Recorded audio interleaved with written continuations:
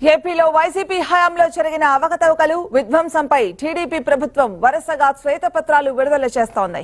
ఇప్పటికే పోలవరం, అమరావతిపై ప్రభుత్వం శ్వేతపత్రాలు విడుదల చేసింది. ఇక విద్యుత్ రంగం సంక్షోభంపై ఇవాళ శ్వేతపత్రం విడుదల చేయనుంది. గత 5 ఏళ్లు జగన్ సర్కార్ అస్తవ్యస్త నిర్ణయాలతో విద్యుత్ రంగం తీవ్ర సంక్షోభంలో పడింది.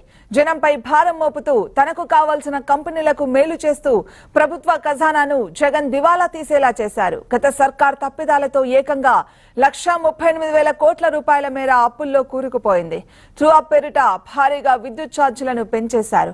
అదే సమయంలో అదాని లాంటి కంపెనీలకు లబ్ధి చేకూర్చేలా అడ్డగోలు నిర్ణయాలు తీసుకున్నారు.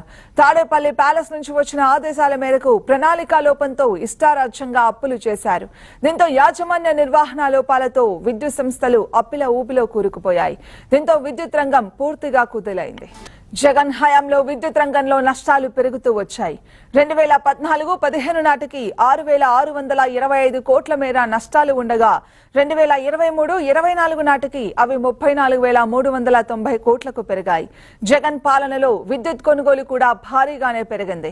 రాష్ట్రంలో కొత్త పరిశ్రమలు రాకపోయినా, వాణిజ్య సంస్థలు పెరగకపోయినా విద్యుత్ కొనుగోళ్లు పెరిగాయి. 2013-14లో 1,291 మిలియన్ యూనిట్లు మాత్రమే బహిరంగ మార్కెట్లో కొనుగోలు చేసిన డిస్కంలు 2023-24 నాటికి 11,655 మిలియన్ యూనిట్లు కొనుగోలు చేయడం ఆశ్చర్యాన్ని కలిగిస్తోంది.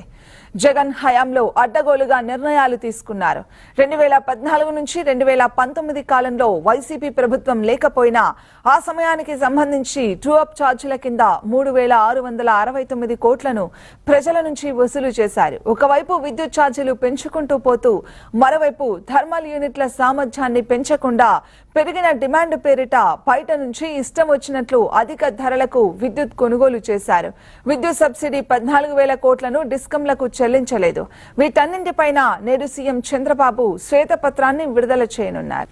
2022-24 మధ్య కాలంలో మొత్తంగా 17,137 కోట్లను ట్రూ అప్ ఛార్జీల కింద వసూలు చేసుకునేందుకు ఆమోదం తెలపాలంటూ ఏపీ ఈఆర్సీని డిస్కంలు కోరాయి. అయితే డిస్కంలు ప్రతిపాదనలు పంపిన 120 రోజుల్లోగా వాటిపై ఈఆర్సీ నిర్ణయం తీసుకోవాలి. కానీ అప్పటికే జగన్ సర్కార్ ఏడాపెడా ఛార్జీలు పెంచేయడంతో దానిపై నిర్ణయం తీసుకోలేదు. పెండింగ్ లో ఉన్న 17,137 కోట్ల ట్రూ అప్ ప్రతిపాదనలపై ఇప్పుడు ఈఆర్సీ నిర్ణయం తీసుకునే వీలుందని ఇంధన రంగ నిపుణులు చెబుతున్నారు.